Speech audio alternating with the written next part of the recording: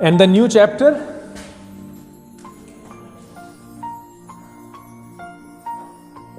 With new hope, है ना।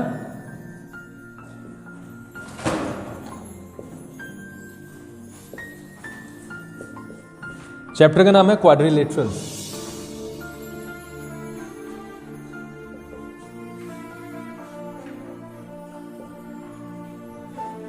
चलो जी करते हैं स्टार्ट सीधे क्वेश्चन से, और बीच बीच में थ्योरम्स आएंगे, उसके बारे में डिटेल में डिस्कशन भी करेंगे।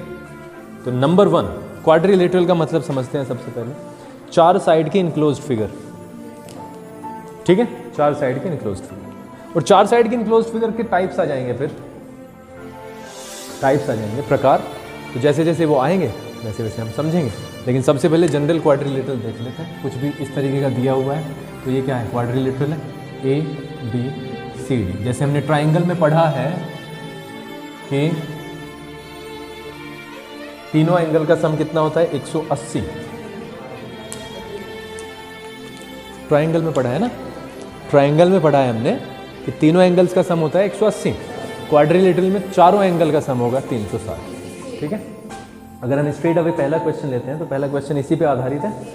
रेशो दिया हुआ है, find all the angles of quadrilateral are in the ratio. Ratio दिया हुआ है भाई, एक्सरसाइज कौन सी है, 8.1। और कुछ चीज़ों का टारगेट हम बनाएंगे, उससे बहुत अच्छी तरीके से करके जाएंगे। रेशो ऑफ द एंगल्स कितना दिया हुआ है, 3 रेशो 5 रेशो 9 रेशो 9 रेशो ये है। तो मान लेते हैं, let the angles of the quadrilateral be 3x 5x 9x and 13x। ये हमने मान लिया, रेशो के अकॉर्डिंग मान लिया। बेस क्या मान लिया, x मान लिया उसका, और क्योंकि अनुपात इस तरीके का है तो हमने x की फॉर्म में ही वो रख दिए। वी नो दैट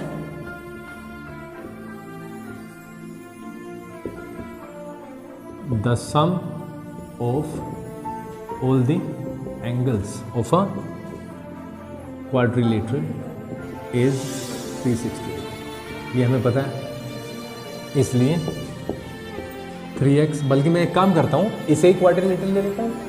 इसलिए angle A plus angle B plus angle C plus angle D कितना हो जाएगा, 360 degree. Angle A B C और D यानी 3x plus 5x plus 9x plus 13x 360 के बराबर हो जाएगा, ठीक है जी। तो यानी कि कितना 30x हो जाएगा, तो कितने के बराबर हो गया, 360 के, और x हो जाएगा 360 अपॉन 30, इट मीन्स 12। x का वैल्यू कितना आ गया, 12 आ गया।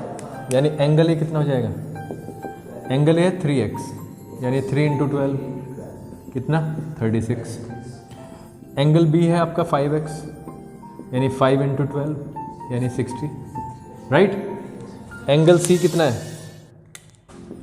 एंगल सी है आपका 9x, इसका मतलब 9 इंटू 12 108 डिग्री। और एंगल डी है आपका 13x यानी कि 13 इंटू 12 36 15 156 ही होगा शायद, हाँ ठीक है। तो क्रॉस चेक करके भी देख लेते हैं। देखो 36 और 8 40 हो गया, 140 है ना, पक्का सही है। 36 और 8 44 होता है पागलो, 36 और 8 44 40 बता रहे हो।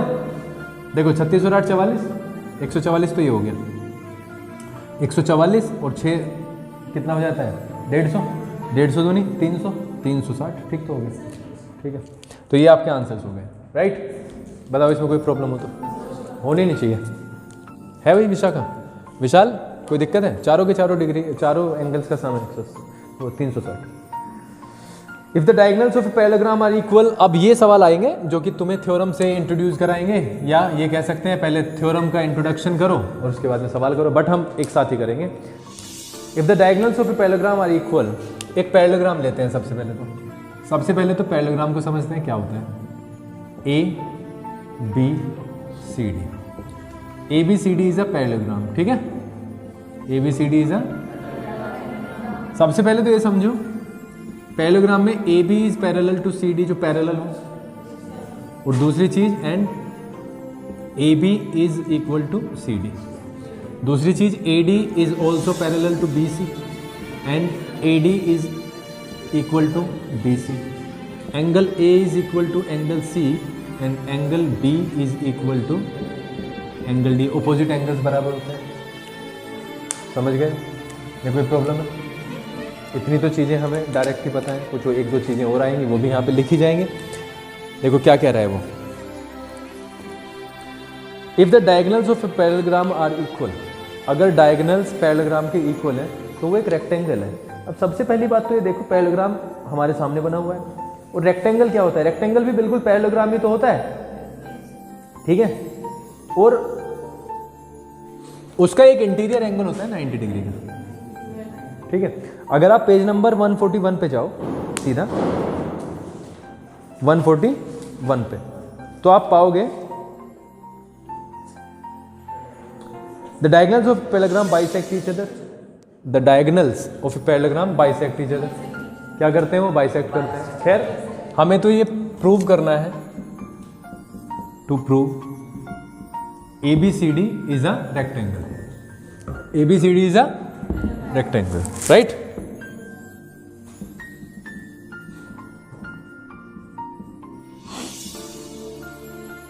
ए B C D is a rectangle, और इसको प्रूव करने के लिए हमें एक इंटीरियर एंगल क्या दिखाना पड़ेगा? सबसे पहले तो उन्होंने दिया हुआ क्या है, देखो ए बी सी डी एक पैरेललोग्राम है, और ए सी और बी डी क्या है? इक्वल है। यही तो दिया है, गिवन क्या है? डायगोनल्स आर इक्वल, यानी ए सी इक्वल्स टू बी डी। नहीं समझ में आया? दे तो रखा है, डायगोनल्स ए सी और बी डी ही तो है, तो वो इक्वल दिए हुए हैं। और ये वाली चीज़ हमें पता ही है, ये भी गिवन है, इसके कारण ये भी हमें पता है ना। और एक और चीज़, इससे यहाँ से हमें ये भी पता चल गया कि ए सी इक्वल्स टू बी डी होता है। बल्कि ऐसे नहीं लिखते, ऐसे नहीं लिखते, हम कुछ और लिखेंगे। यहाँ पे अगर मैं ओ कर दूँ, ओ, ठीक है। चलो बाद में देखते हैं अगर जरूरत पड़ेगी तो। मुझे बेसिकली क्या करना है, इसको और इसको बराबर बताना है, इसको और इसको। क्यों? क्योंकि मुझे एक चीज पता है, एज ए स्टूडेंट हमें एक चीज पता है कि ये पैरेलल है इसके, है नहीं? और ये क्या कहलाएगी? ट्रांसवर्सल। तो इसका मतलब इन दोनों का सम कितना होगा? 180। और अगर ये दोनों बराबर हो गए तो एक 90 का हो गया, दूसरा 90 का हो गया, तो खत्म हो जाएगी कहानी, ठीक है। नाउ अब मैं इन्हीं दोनों ट्राइंगल में जाने की कोशिश करूंगा जिसमें एंगल है।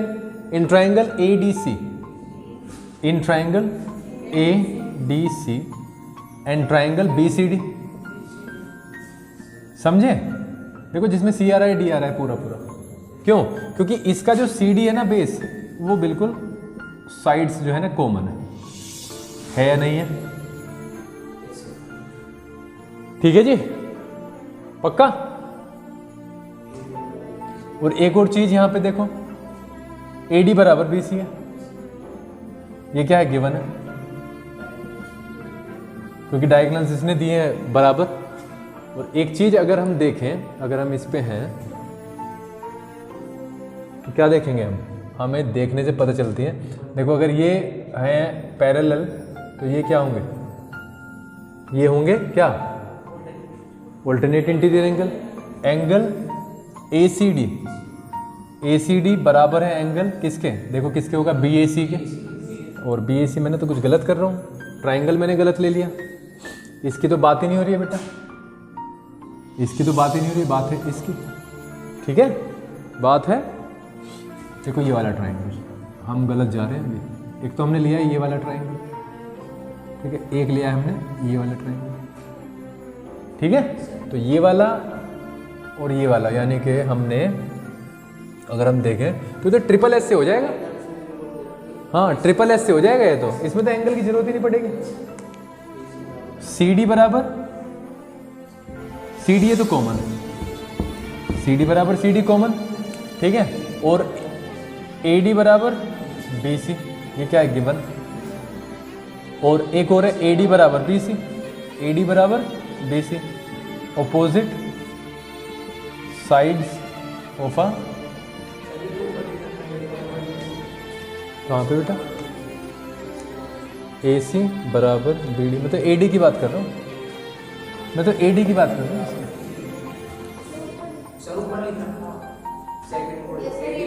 तो वो गलत लिखा है मैंने, ए सी बराबर बी डी आएगा यहाँ पे, समझ गए आप, ए सी बराबर बी डी आएगा। देखो अब दोबारा से समझ लो, कोई बात नहीं, सी डी जब भी फोन आता है ना तभी होता है ये वाला काम। सी डी बराबर सी डी कॉमन साइड है, ए सी बराबर बी डी डायगनल दे रखा है, और ए डी बराबर बी सी अपोजिट साइड से, तो इसलिए triangle A D C is congruent to triangle B C D. किससे हुआ है, ट्रिपल एस से। इसका मतलब angle A D C is equal to angle B C D, किससे, C P C T, C P C T से हो गए दोनों बराबर। Now angle A D C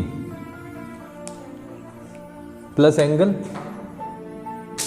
B C D कितने के, 180 के। क्यों, क्योंकि A D is parallel to B C and C D is transversal, C D is transversal, इसलिए एक ही साइड की तरफ बनने वाले जो एंगल्स का समय 180 होगा। ए डी सी बराबर बी सी डी हो गया, तो मैं ऐसा कर सकता हूँ क्या, A D C plus A D C कर सकता हूँ, इससे 180 हो जाएगा, है ना। इसको अगर मैं एक मान लूँ तो यहाँ पे लेंगे फ्रॉम फर्स्ट, ठीक है। तो two angle A D C हो गया, two angle A D C 180 के बराबर, और एंगल ए डी सी 180/2 यानी 90 degree. Since A D is equal to B C and A B is equal to C D and angle A D C equals to कितना है, 90 degree, clearly A B C D is a rectangle. बिल्कुल simple, ठीक है, क्योंकि ये parallelogram पहले ही था और 90 डिग्री प्रूव कर दिया, तो ये क्या हो जाएगा, रेक्टेंगल हो जाएगा। ठीक है, करना शुरू करो।